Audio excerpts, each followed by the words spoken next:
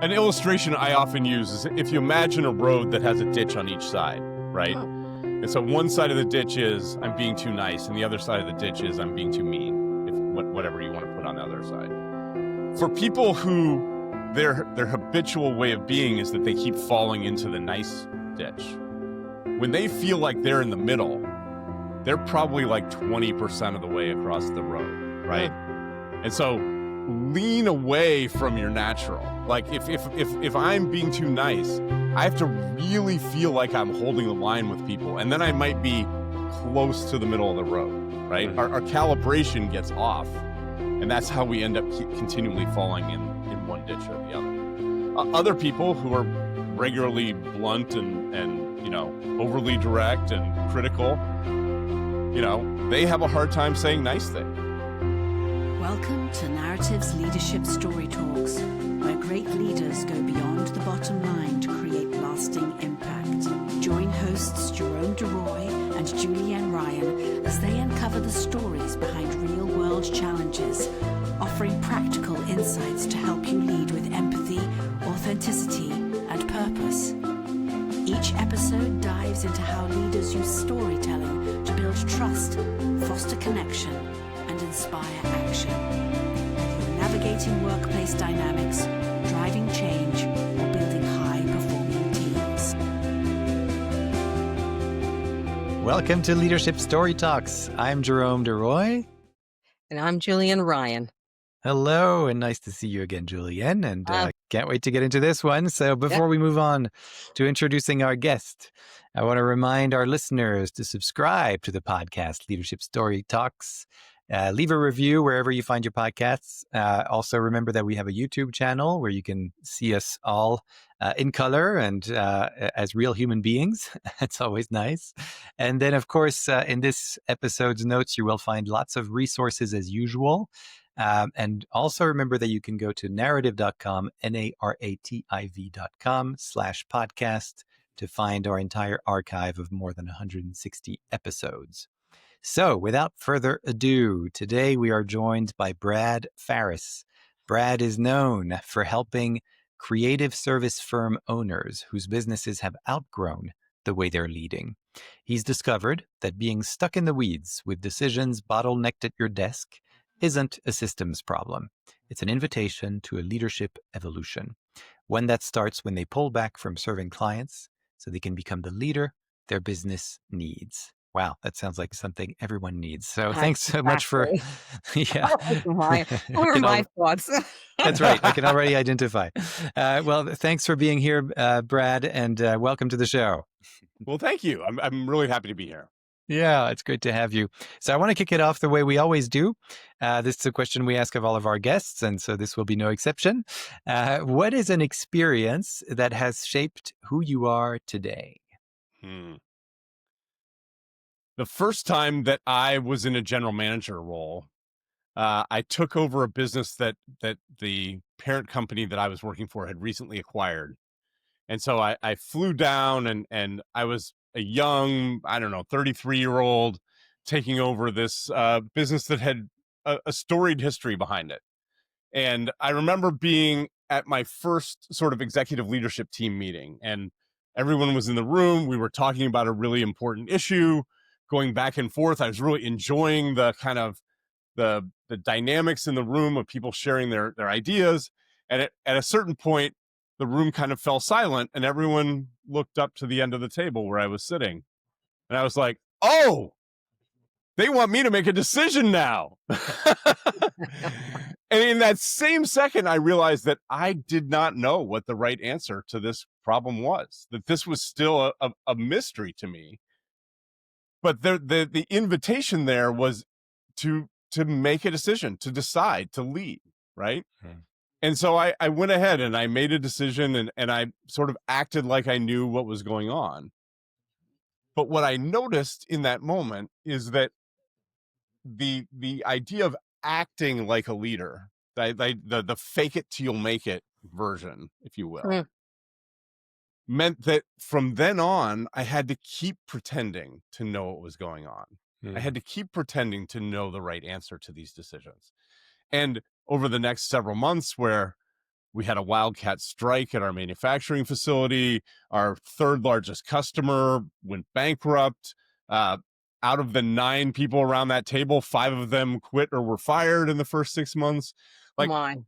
I did not know what to do in any of those situations, right? And so that impostor syndrome just grew and grew and grew. And it really, I think that is the kernel that started me down this road of learning how to be more authentic and how to lead from a place of more vulnerability. Yeah.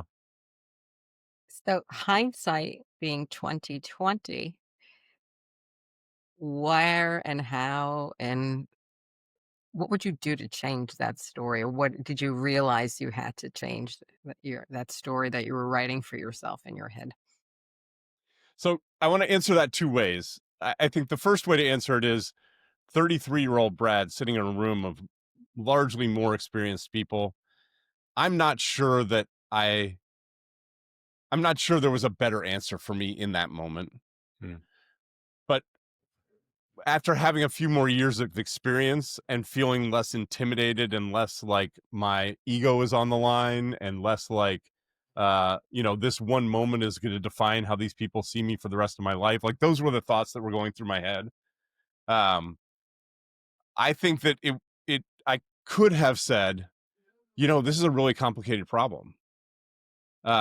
You all have some really good insights and feedback. Maybe we could go around the room and how would each of you make this decision? Like, what are the things after hearing everyone else? What is coming to your mind? And at least Sure. reserve my judgment until I got another round of information. And then being able to say, well, I can really hear this and this from the 2 of you, and I can hear this and this from the 2 of you. What if, at least for the next day, we try on making this decision this way? And let's not take any action on it, but maybe we could just put it out that this is the decision we're making. And this time tomorrow, let's get back together and say, how's that feel? Like, are we still, have your objections grown stronger? Has your support grown weaker? Let's try that on a little bit. So just to be a little more tentative and allow a little bit more room for the rest of the room to also contribute to the leadership. Yeah, makes Thank sense. you. So off of that experience, how do you go from there to who you are today and as a leader in terms of helping others? I would imagine that experience has been pretty influential in terms of who you've been, but how has that translated into your own practice of helping other leaders? So part of the reason that I answered Julienne the way I did is that what I've come to learn is that I'm a slow learner. And so I had that experience multiple times after that, both in other executive roles and then in management consulting, where, again, in management consulting, the invitation is, I have a problem, you're here to fix it, right? And so I kept picking up that invitation of, okay, I'm going to fix this problem. And after, I don't know, 15 years of management consulting, I was reviewing my clients one year. And when I looked back at the prior year's clients, the one who had made the most money, the one who had the most success against his goals, had basically done nothing that I told him to do. Like, he fought me on everything. And then even when he agreed, he sort of passively just didn't do what we had agreed to do. And that was obviously frustrating to me. Like, what's going on there? And when I stepped back and looked at it, I realized that this particular client was a very unique guy, a lot of neurodivergence going on, a lot of visionary things where he was seeing opportunities other people weren't seeing. And what I realized is that I didn't want to try to make him into a CEO shaped box. In fact, I wanted to be on his side doing the crazy things that he saw. And that really pivoted me around to coaching from kind of having the answers to just asking better questions and being on the side of the person that I'm working with to be their champion and the voice of possibility in their head. Yeah, makes sense. And so actually now kind of completing the arc, I guess, Yes. would be with the natural thing that comes to my mind is to ask you about your clients that currently that you work with, because now I understand sort of how you've come to this style of coaching. Mhm. But is there an example that comes to your mind in terms of, someone you've worked with who might have had that sort of change of mindset, where they were able to see the things that perhaps you weren't able to early in your career, but because of the benefit of having a coach that supported them, they were able to see it quicker and able to implement change. Do you have something like that you could share with us? Yeah. Without naming names, obviously. Sure, But, of course. yeah. I was working with a firm founder recently. He's got about I don't know 10 or 12 people in his firm, and he is a really nice guy.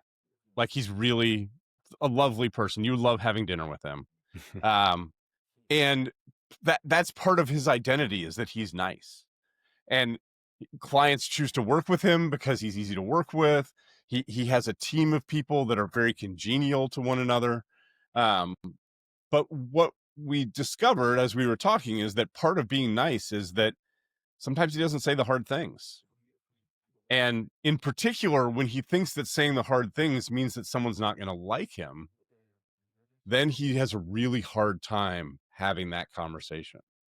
And slowing down and looking at the pattern of several employee situations that had gone poorly, where someone had left unexpectedly, or where people were just underperforming for a long period of time, we talked about whether he wanted to be nice more than he wanted to be successful, or would he be willing to choose to be a little less nice and see a little more success. And once he saw that pattern, he started to make the changes. He started to be a little bit more direct and have more difficult conversations. And in that process, discovering, actually, that is nice. Brene Brown says that clarity is kindness. And to have that kind of clarity really made a difference for the members of his team. And he ends up feeling like, what's really nice is when we all succeed together. That's really nice. Yeah. And I just want to raise this because a lot of times we can interpret the opposite of nice as being toxic, That's because right. there's so many examples of toxic bosses and work environments. What you just shared, it's being direct, having clarity, being respectful, understanding that others need to get on the same page and be brought with you, or with the group. So I just wanted to assert that, because being nice doesn't mean you now turn around and start abusing people and talking. You're just saying somewhere there's a middle and there's a step up to strength. And a lot of times our strength is also our weakness. So you're Yes. looking at how can use it to success, and how do you leverage it to get out of your own way sometimes. Yeah. Go ahead. An illustration I often use is, if you imagine a road that has a ditch on each side, right? Oh. And so one side of the ditch is, I'm being too nice, and the other side of the ditch is, I'm being too mean, whatever you want to put on the other side. For people who their habitual way of being is that they keep falling into the nice ditch, when they feel like they're in the middle, they're probably like 20% of the way across the road, right? And so lean away from your natural. Like, if I'm being too nice, I have to really feel like I'm holding the line with people, and then I might be close to the middle of the road, right? Our calibration gets off, and that's how we end up continually falling in one ditch or the other. Other people who are regularly blunt and overly direct and critical, they have a hard time saying nice things. And so they really need to lean hard into how can I be more gentle? And you, for them, as gentle as they can get might only be 10% of the way across the road. Yeah. One of the things that you talked about in our chat before in preparation for this recording, Yes. and I think I saw this on your website as well, is that leaders often get in their own way.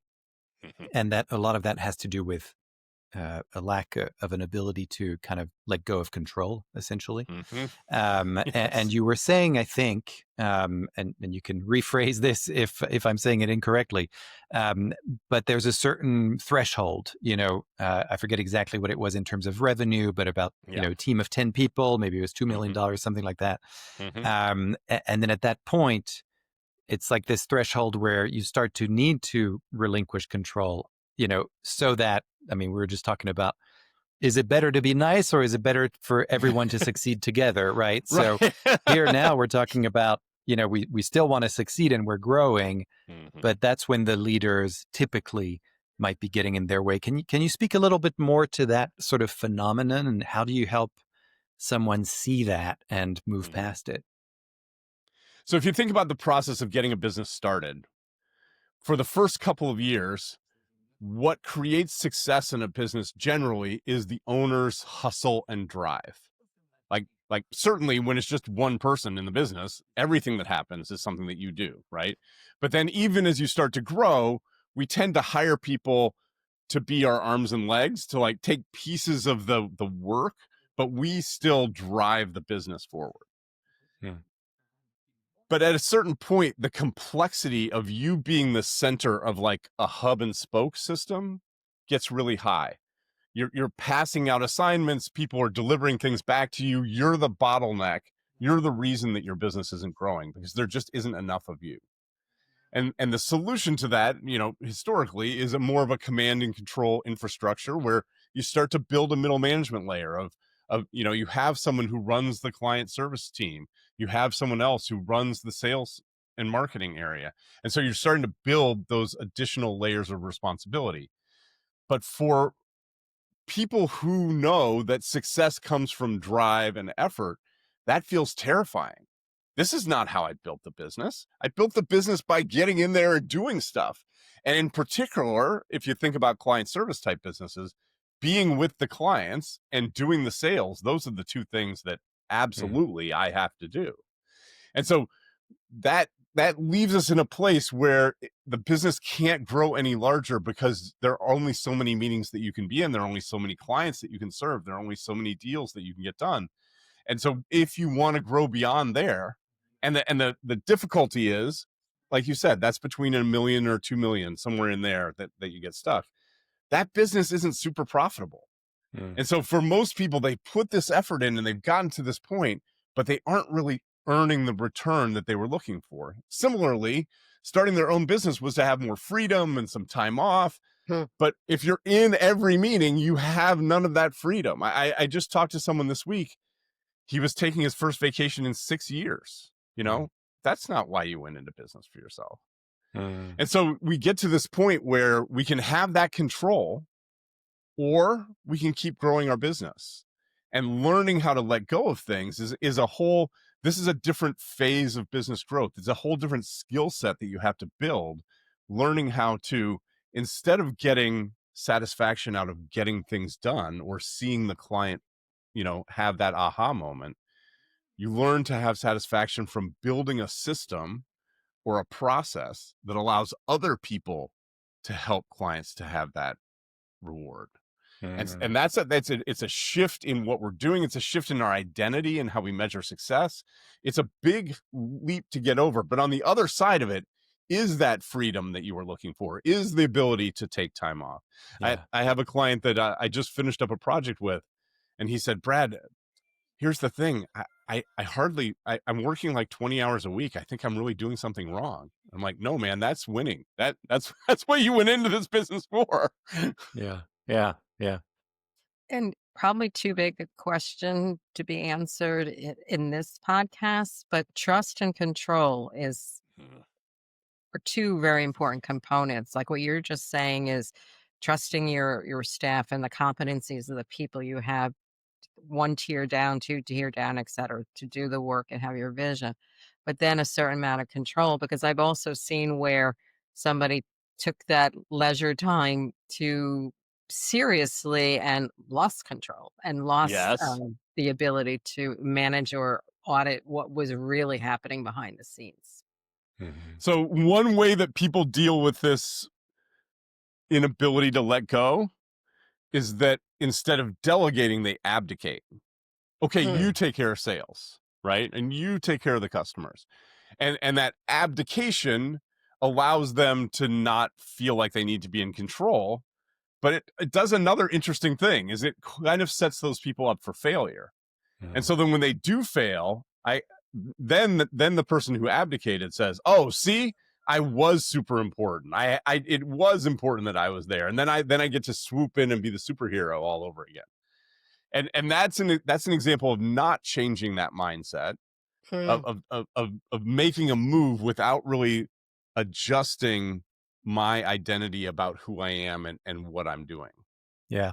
I'm so glad you used that word, because that's the one that came to me, was identity, and that is such a tough one to move, in terms Yes. of, or to see more as a kind of spectrum than something that's really fixed. Because I think we really, and we all fall into the trap of, okay, this is who I am now. And as soon as there's an opportunity to be someone else or do something else that is good, that's for the greater good, essentially, even for your own growth and freedom, it's hard to see, because that you've grown so attached to that identity. And I wonder, in our work with storytelling, we do a lot of work around values, and that's kind of where it's almost what we use as a jumping off point, is, what are the values that you lead your life by, or regardless of what the organization's values are. And then we kind of look at the organization's values and see, okay, what are the stories that we can tell to bring these to life, and do they align or not, Yes. And as soon as people start telling stories from their own experiences, their own lives, they start to see how these values are actually lived, and what, how much they matter to them. They're not taking them for granted or anything. But also I've noticed that there's also kind of adjustments that are made sometimes, especially by people reflecting on the stories, who are saying, yes, I'm hearing these values, but I'm also hearing these 2 or 3 other ones, and then that person hadn't thought of it, and it's like, oh yeah, maybe my life is actually more about this now. And this story I told you is more about something in the past. So I wonder how you work with that, or if so, if any of this kind of resonates with your own work, in terms of getting people to move, first of all, to see, their own identity, what they're attached to, but then, I guess, crucially, is, seeing that, wait a second, this isn't really serving me as much. That's So, right. That's exactly right. Yeah. So I'll stop talking and let you take over here. Well, the first thing, I love using stories as a way to articulate values, because if you've just got a list of words up on the board, or on the wall with, maybe some sentences, like, I've sat in rooms and tried to write those sentences. It's a nightmare. But if we can catch people doing the thing and say, look, this person here, they're doing that thing, right? Then everybody gets it. There's a more practical understanding of what it is that we're trying to transmit. And one of the things that helps leaders to let go of that control is if they can communicate their values effectively. What I say to them is, your values are you when you can't be in the room. You're empowering your team to make decisions. If they make decisions that are in accordance with these values, their assumption is that that's the decision that you were going to make. And so the values we're putting out there are really important to help people guide their decisions, so that they aren't going off the reservation, so that they are maintaining the kind of quality and culture that is important to you. Yeah. And that allows you then to be able to step back. That makes sense. Yeah. So the word that came to mind when I was hearing that is, like, you're creating avatars, but they're humans, and they live on, Yes. and they can populate the groups and show Yes. up as representatives of the bigger picture. And along the side of the human factor, I find that a lot of times a lot of executives are so isolated, or they're surrounded with people who are framing what they're saying and not always giving the hard truths. Like, do you coach people about keeping a diverse slate of humans around them in different capacities of their life? to give them some objectivity about how they're showing up for others? Yes, it is a challenge what you're talking about, and Mhm. there are a couple of ways around it. One is, uh, there's not a good word for this, but essentially you have confidants, informers, people Mhm. that are further down in the organization that you can talk to frankly, and that will give you the straight scoop. Now, it's important that you don't out them. And so Mhm. you have to take that information in and process it and use it in a way that doesn't reveal where that information came from. But it is really important that you're getting unfiltered data from further down in the organization.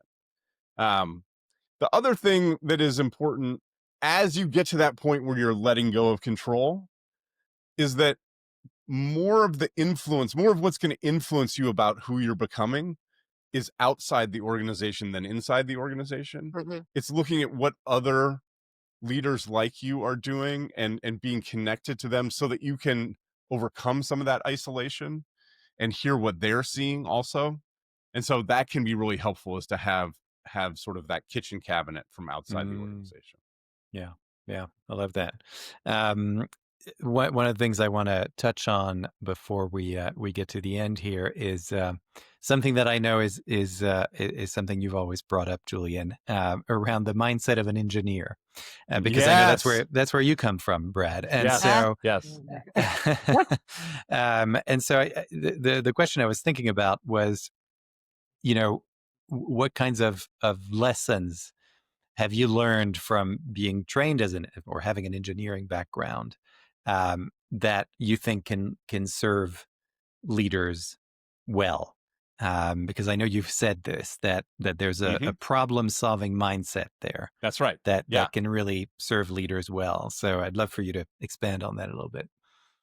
I think one of the key skills that engineers learn is how to break problems down in order to solve them. So Mm.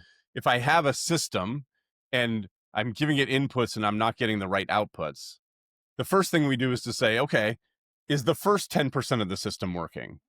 Is the second, so we're breaking the problem down to try to figure out what part of it is working and what part of it isn't working. And that way of troubleshooting, of first starting and saying, okay, well, what is working? Before we rip up the whole thing. Oh, okay, so we're not getting as much conversion on our sales process as we thought. Are we talking to the right people? Yeah, it looks like we're talking to the right people. Great, marketing is working. Are we qualifying? Okay, well, some of the people that are getting through are really not very qualified. Okay, so there's a problem there. But is that the only problem? If we fix that, is the rest of the system working? Well, no, it really seems like pricing is a big objection. Oh, so what do we want to do about that? And so taking the system apart and looking at it in little pieces. The other thing that does is it depersonalizes it. It's not like you're doing a bad job. We have a system here and the system's not working. And so let's figure out where the system is failing. I love that. Go ahead, Julienne. Call on me. As he was speaking, I was having flashbacks to various pods of engineers. And what's amazing about this engineering brain that you have, Brad, is engineers will hold you accountable and logically break it down and say why, just like we do in storytelling, right, Jerome? It's why and how and what happens next, and you cannot fudge it. No, that's right. That's So right. if you want to sit down and have a powerful conversation and test your thought process, talk to an engineer. And I can say that with years of experience. Yes. Can I tell you a story? For it. Can I tell you a story that illustrates that? Absolutely.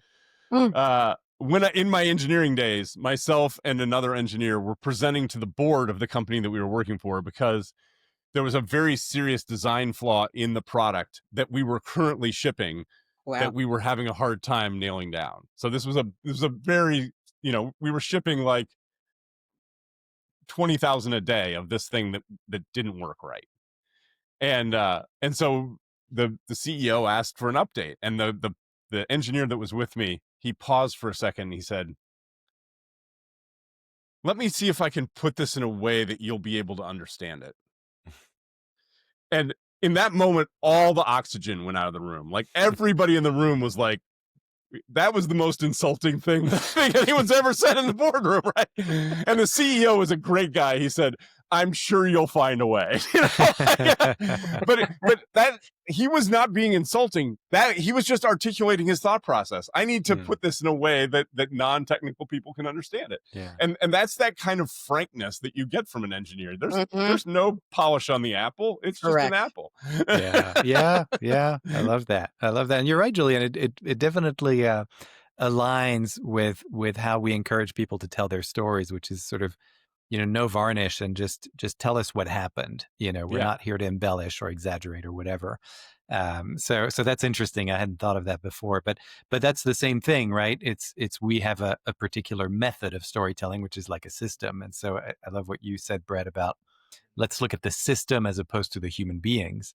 Yeah. And then let's look at the human beings who can help us fix the system, That's right. Exactly. And that's a much more contribution-based kind of effort as opposed to, finger pointing and, you did this wrong, but hey, let's all work together to solve this problem.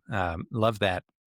Unfortunately, we are really getting close to time, but I want to make sure I give you enough time, Brad, to just let us know your final thoughts or reflections, anything you would want to leave with our listeners at the moment.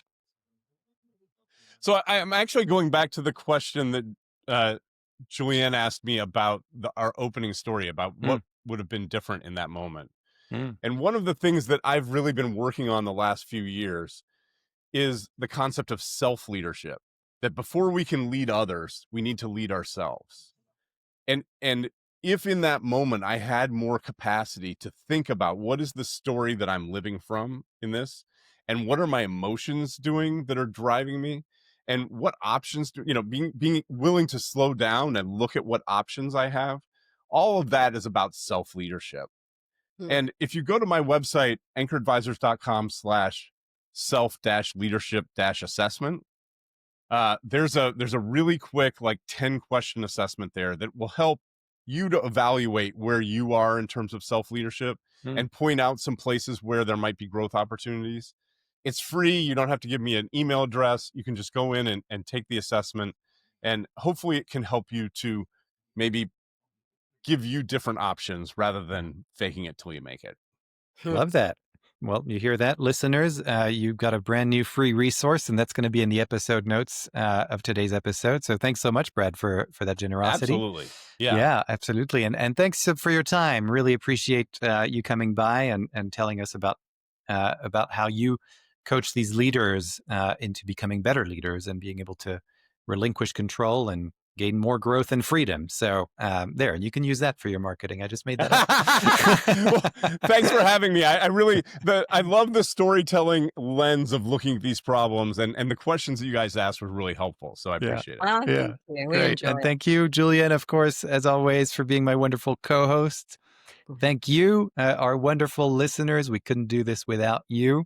That's why we're going on more than 160 episodes strong. Of course, if you're feeling stuck or there's something that's going on in your life, your career, with your team, and you feel like you need to move forward with something, please don't hesitate to get in touch with us and consider enrolling yourself in one of our team, group, or one-on-one training programs where we will really help you to find that story and craft it and tell it in such a way that it's going to help move the whole enterprise forward. So again, we're always ready to listen to you. All you have to do is just go to narrative.com, NARATIV.com. You'll find a bunch of resources there, including our entire podcast archive. So as always, I want to thank you for listening. Don't forget to subscribe and leave a review, your favorite podcast platform, and check out our YouTube channel at Narrative as well. All of this drives the word of mouth, and we want to make sure everyone, as many people as possible, can benefit from the wisdom of our guests like Brad today. So thank you again, and until next time, everybody, see you soon. Thank you. Bye-bye. For more information on the narrative listening and storytelling method and how it can help